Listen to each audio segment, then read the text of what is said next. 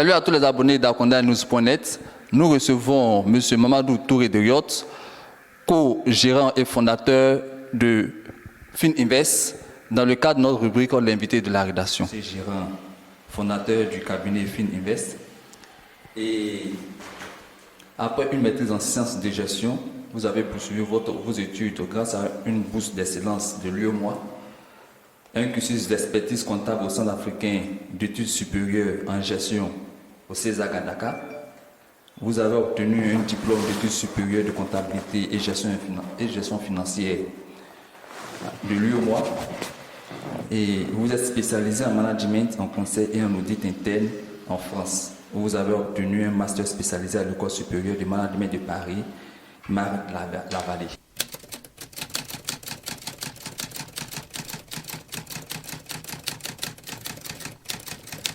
Un parcours qui est fondamentalement axé sur le travail constant, le travail acharné. Voilà, donc c'est ce que je peux dire de ce parcours-là. Le résultat est là. Le résultat est là et dit que le travail produit toujours des fruits. C'est ce que je peux dire.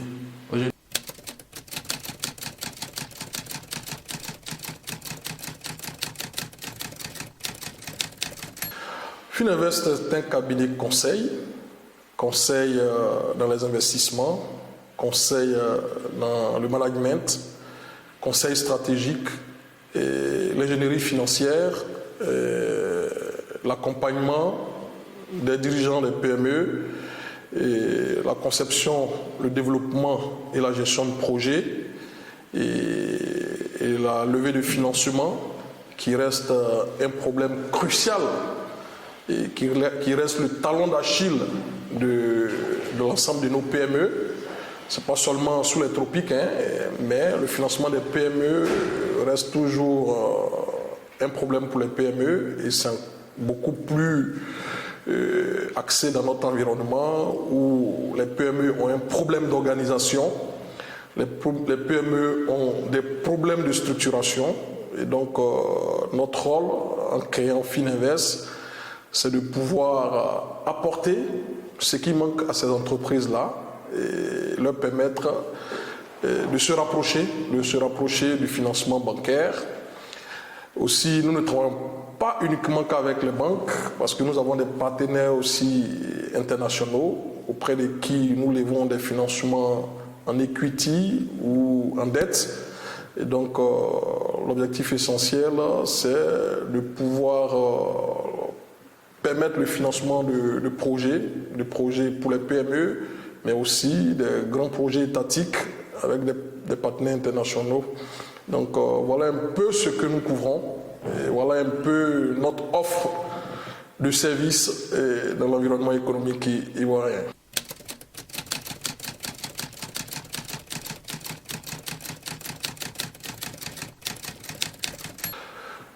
Les PME, je dirais, se portent de façon mitigée. Quand je dis mitigée, ça a tout son sens. Parce que la majorité, le tissu économique ivoirien est constitué à 70% des PME et 70 à 80% des PME qui contribuent pour 20% environ au PIB. Donc vous voyez déjà leur importance, l'importance des PME. Contribuer à 20% au PIB, c'est pas à négliger. Et donc ces PME-là seraient beaucoup plus fortes, beaucoup plus puissantes et capables d'augmenter d'ailleurs leur contribution au PIB si effectivement leur accès au financement était beaucoup plus aisé. Donc malheureusement, la grande majorité reste encore dans des difficultés pour avoir un accès au financement. Mais c'est dû à quoi? C'est dû à leur propre organisation, comme je l'ai dit. Donc les PME pourraient se porter mieux si elles sont ouvertes à à leur propre mea culpa pour comprendre qu'il y a des choses qu'elles ne font pas bien.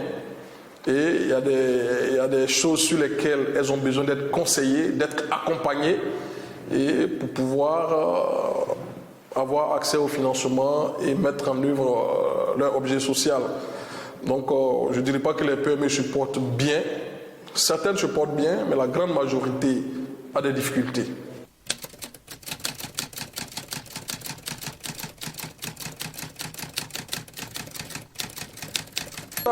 L'État de Côte d'Ivoire a fait quelques efforts, notamment l'État a permis aux PME, par exemple, d'avoir accès au marché public, notamment par la sous-traitance de 30%, par exemple, des marchés qui sont accordés aux multinationales.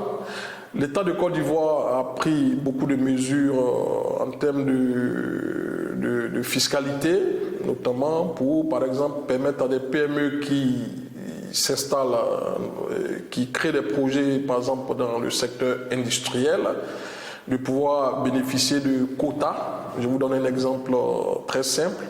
Si j'importe un bien, la Côte d'Ivoire importe un bien à 100%, et si une entreprise, une PME arrive à créer, je dirais, une industrie dans ce secteur de ce bien, l'État de Côte d'Ivoire a pris des mesures telles que les importations puissent être réduites ou être bloquées jusqu'à un certain quota. Donc c'est comme si l'État de Côte d'Ivoire vous assurait une part de marché déjà. Si j'importe 100% d'un bien et que mon usine s'installe pour produire peut-être 20% de ce bien-là, donc c'est comme si on m'accordait 20% de part de marché puisque je ne pourrais importer que 80%.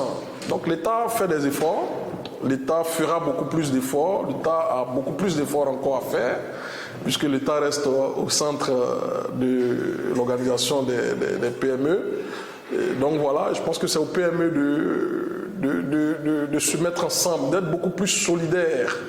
Je pense que le problème des PME ivoiriennes aussi, c'est qu'elles ont l'impression qu'elles peuvent atteindre seules les objectifs. Non, je pense que les PME peuvent former des groupements pour développer certains projets.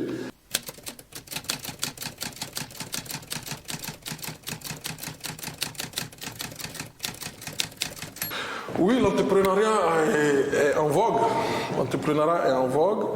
Nous avons constaté la création de nombreuses entreprises. Et comme je l'ai toujours dit, une chose est de créer des entreprises et une autre est de les rendre pérennes. Et ce qu'on a constaté de plus en plus, c'est que la plupart de ces entreprises qui sont créées n'atteignent pas 3 ans de vie. Vous comprenez? On crée beaucoup d'entreprises. Vous allez au CPC, on vous donnera le nombre d'entreprises créées annuellement.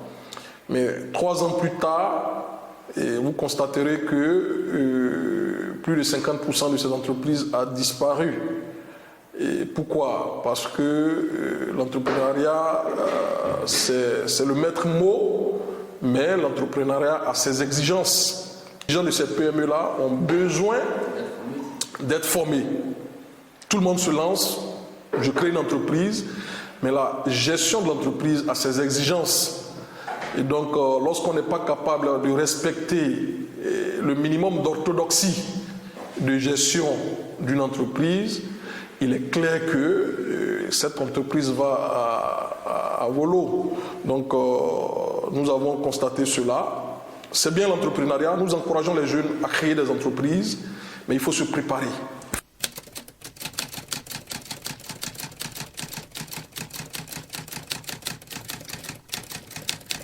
L'éducation, on peut être barré de tous les diplômes et ne pas être forcément un bon dirigeant d'entreprise ou ne pas être capable de mener à bien un projet d'entreprise. Et ça revient toujours à se faire accompagner par des cabinets qui maîtrisent mieux les rouages du management d'entreprise. Vous comprenez? L'éducation, je pense qu'aujourd'hui, de plus en plus d'écoles ont intégré des formations en entrepreneuriat. C'est bien, c'est bien. Et ça commence là déjà. Et je pense que de plus en plus, les années qui viennent, on aura des chefs d'entreprise mieux formés au management de l'entreprise, mieux formés à la stratégie d'entreprise, mieux formés à la politique de l'entreprise. Donc c'est ce qui manque un peu, et je ne vais pas vous le cacher. Nos dirigeants de PME ont un peu ces difficultés-là à mener à bien leur projet d'entreprise.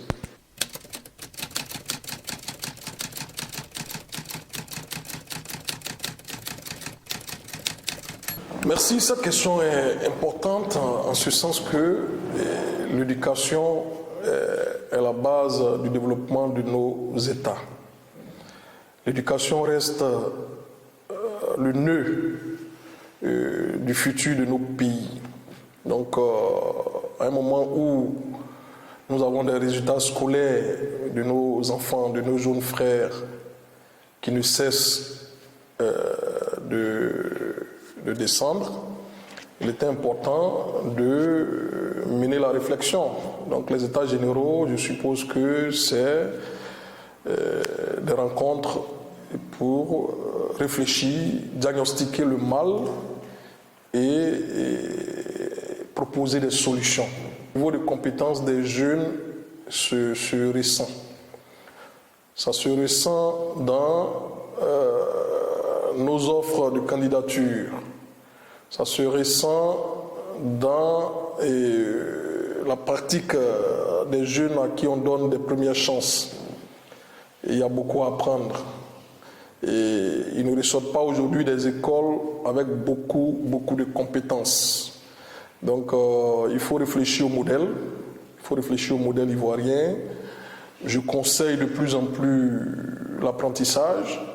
L'apprentissage qui permet d'être à cheval entre l'école et l'entreprise, de sorte à ce que lorsque les jeunes terminent leur diplôme, et je profite aussi pour demander à ce que la réflexion porte sur la qualité des formateurs, de nos jeunes frères. Il faut revoir le système de recrutement des enseignants, mais un enseignant qui est recruté, il doit lui-même être en formation permanente. Donc aussi emmener les enseignants en formation de façon régulière, je dirais de façon organisée. Il faut que chaque enseignant puisse chaque année suivre une formation qui lui permet d'améliorer son offre d'enseignement. Donc voilà un peu ce que je peux dire sur cela.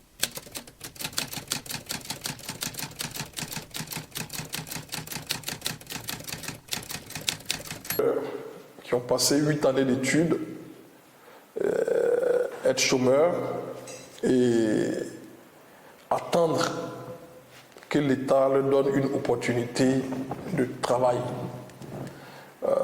Je pense que quelqu'un qui a un doctorat, même s'il n'est pas recruté par l'État, il peut vendre ses services aux grandes écoles privées, aux grandes universités privées, aux entreprises au niveau de leur pôle recherche et développement, les directions générales au niveau du conseil. Donc l'État ne peut pas recruter tout le monde. L'État n'a pas les moyens de recruter tous les docteurs diplômés chaque année.